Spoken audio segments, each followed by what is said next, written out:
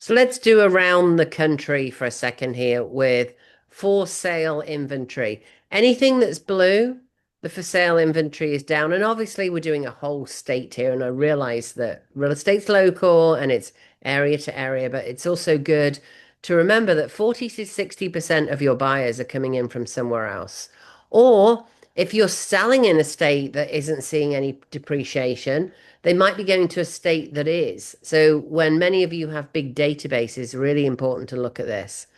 So anything, so this is for sale inventory, anything that's red, you're in all these maps, you're going to see California, Arizona, and Texas and Florida looking dramatically worse than the rest of the country. So I'll just give you that heads up there. The middle of the country stays pretty good for everything across the board. Why? Because you didn't see those massive house increases in the main. So that's a big reason for why. Blue means you've got less inventory than you had last year. That keeps prices high, supply and demand. The supply is lower than it was a year ago. So that holds on to some good prices too. All up here in the Northeast. There's so much in the Northeast, it all goes over each other, obviously. A little hard to show here. Here we go. But you'll see, obviously, New York over here, the inventory's gone up dramatically if we hone in on that for a second. It ain't that dramatic. It's not even below the normal line. So it's just interesting to see how that's happening. And you may not be in New York, but for me in my market in North Carolina, a lot of people are coming from New York. A lot of people are coming from California. A lot of people are coming from Texas, right? Always know your five feeder markets. Five feeder markets are what are the five main places that people are coming from. This is not something where you're listening to your real estate CEO in some big box company because they always talk about these national figures.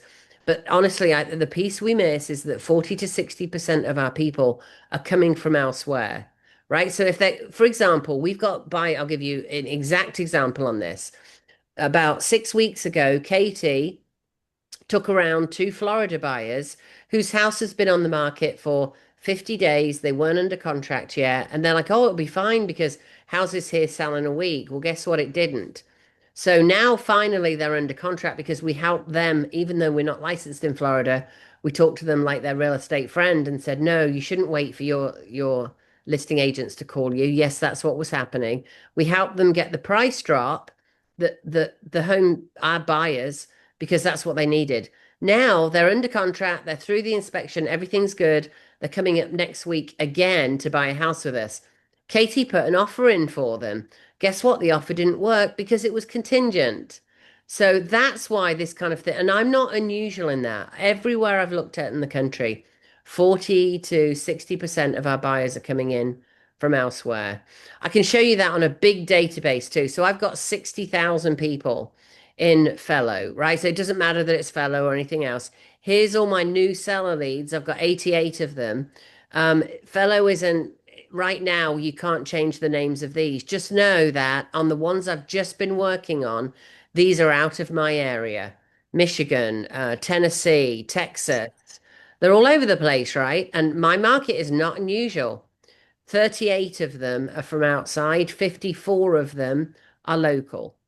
So what is that? Like 45% or something? I can't do the math that quickly in my head. Pretty much so, right? So it's about 40-60. So about 40% of my people, that's why this map is important. 40% of them are scattered all over the country. No one tracks this stuff, by the way. There's some migration figures, but it's not tracked very carefully. Never mind by real estate agents, by the government. Um, some states track it a lot more than others. California just shut down their migration tracking because they don't want to know. Well, if anybody's from California on here, you can tell me, but I think it's because they don't want to know how many people are leaving. Well, they're leaving and going somewhere else. So obviously, if they're getting less in California, if they're in an area of California that's dropping, which is much of it, then that's going to affect the sellers, right, when they go to buy somewhere else, especially if you're in a market that's dollar for dollar. In other words, Florida, where my buyers are coming from, their average price point is 800, mine's 500. So even if their house drops, they've still got plenty of money to buy the same house. Does that make sense? And then if we look at sale inventory growth, okay, look at this map. This is year over year. Do you see anything that's blue? I don't see anything that's blue. Is there anything in the northeast here hiding? No. The whole map is red. That means we've got a massive inventory growth, right? So if we look at the Arizona's almost number one in everything bad. So if you know anybody coming from Arizona, now you know why. So their forecast is 5.7 down, right? So that's this year. And you'll see that across the state. So inventory across it's the first time I've seen this map, by the way, be red everywhere. For sale inventory has gone up everywhere. What does that mean? Because for people like John, John just took a listing in an area that he's less familiar with, blue collar area. He got it under contract in how many days, John? Ooh, 2 days. He wow. got it under contract. Yes, amazing. Good job. So, however, that's because it was a well-priced house that was also, very well finished. You need to look at the early indicators of what's happening because when we just looked at John's zip codes for Milford, what we found was there's double the inventory. Now, that might not mean very much right now, but what it will mean is supply and demand, right? So if you've got twice as many houses out there, your sellers are going to have more competition. And you can always look at it. John isn't narrow-minded enough to look at that and go, oh, yeah, well, mine sold in 2 days because you got to look at the market as a whole, especially when you're doing volume and you're making calls, right? You need to know these figures to talk to your us and let them know that. That's how you get the great prices and position it right, like John did out of the gate. So home sales, red is up, wait, red is down, and blue is up. So again, you see this, the center of the country here. West Virginia seems to do good in a lot of them, and the North again. The North is always doing okay, where we're bumping along the top, or we're just having little increases. Home sales growth year over year. This shows a different picture, right? Year over year is important. So let's just make sure I'm telling you the right thing here because the colors. So the growth has gone up, but by 1%. It's minuscule amounts, right? So I didn't know you could twist it like that. Oh my gosh. Can she get the map back straight? Yeah, there we go. So the blue is only like darker blue means the growth is less, and then we go down to red where here, for example, the home sales growth. I'm doing it the wrong way around. This one always confuses me in the colors. Sorry. The growth has actually gone up. We were minus 11% in Idaho last year. The growth has gone up 13.2%. And the price forecast down is only 2.3%. I say that, but if you got $1 million house, that's a lot of money, right? Um, and obviously, you look by zip code when you're doing this. Inventory surplus, that means it's supply and demand again. Blue is not good. Red is not good. Well, depends whether you're sellers or buyers, I guess, right? So a surplus or a deficit, we've got a deficit of surplus here of minus 36% in Illinois. Price cuts, this is one of my favorites. Blue means we have price cuts that are less than zero. Price cuts tell you our sellers and our home sellers and our agents, more importantly, getting scared. So if you look in these red states, 5.7 down in Arizona, we're at 34%. What does that mean? Well, we were at 33% last year, 28.8% the year before. That means one in three listings have price cuts. And you see it on Zillow, you see it when you set up property searches on your CRM where they come through price cut, price cut, price cut. So that's an important one to look at too. Um, any others that you'd like to look at? I've got lots more. You want to see poverty rate? Family households makeup, housing units, birth to death ratio. That's another very interesting one. We can look at politics here. Red and blue states. Wow. Yeah, red and blue states.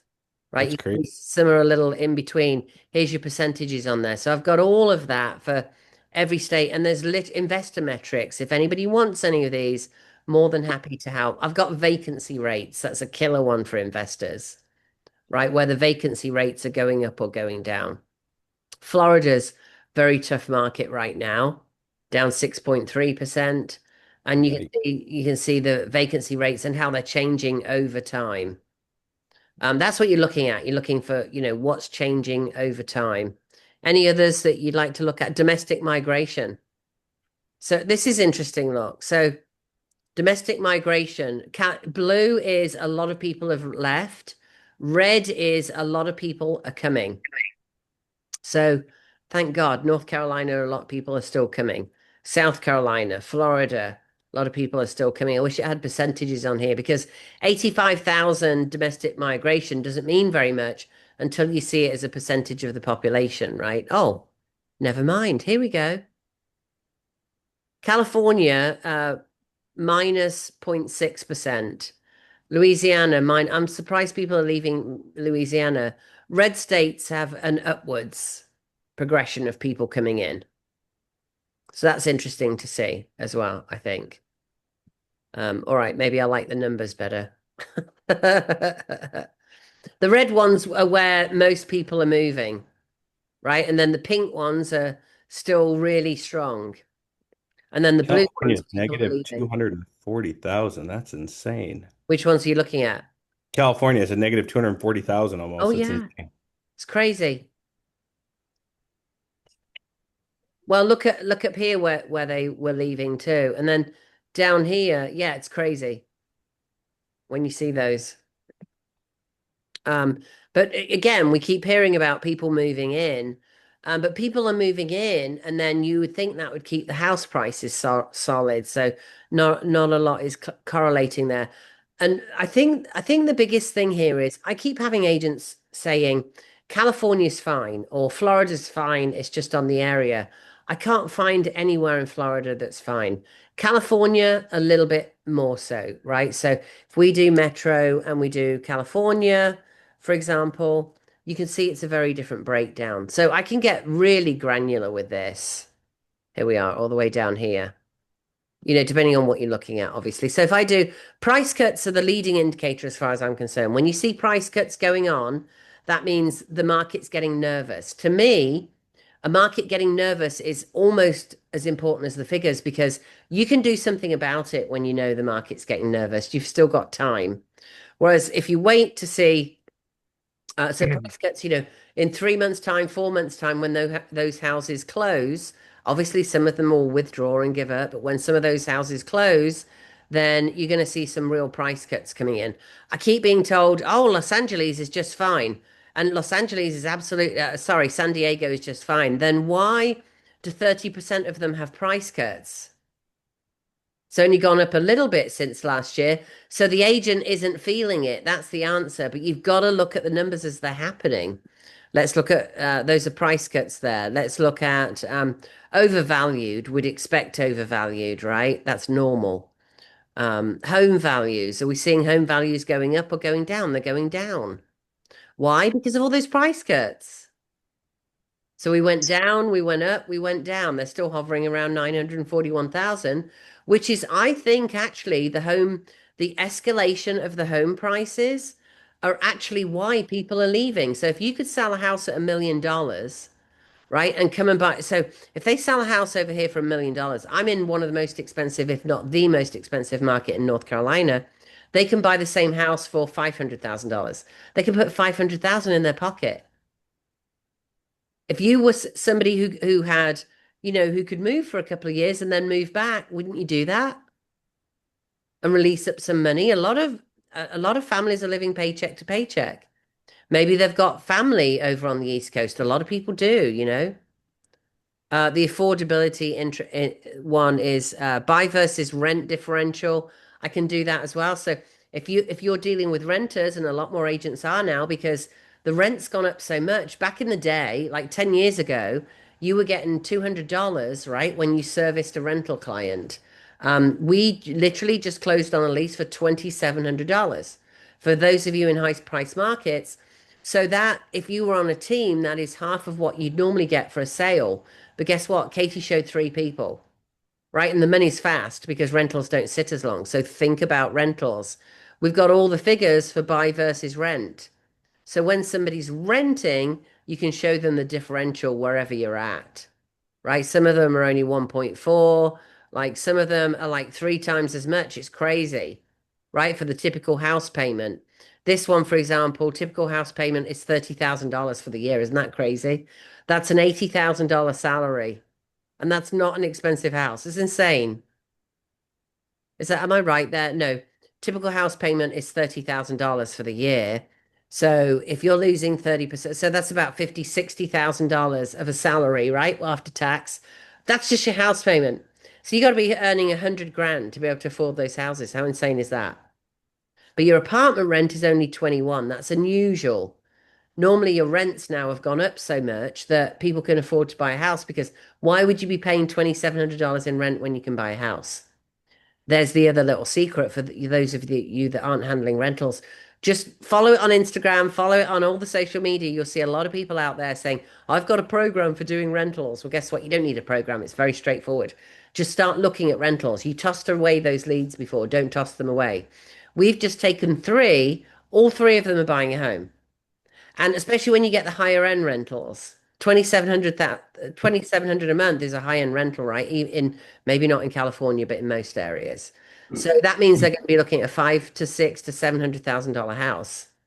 So not only do we get the rental income, they're not going to work with anybody else because we found them the rental, which is not easy these days.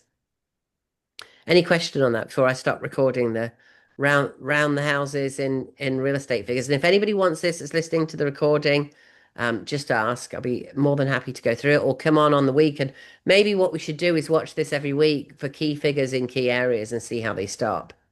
I'm sure John made a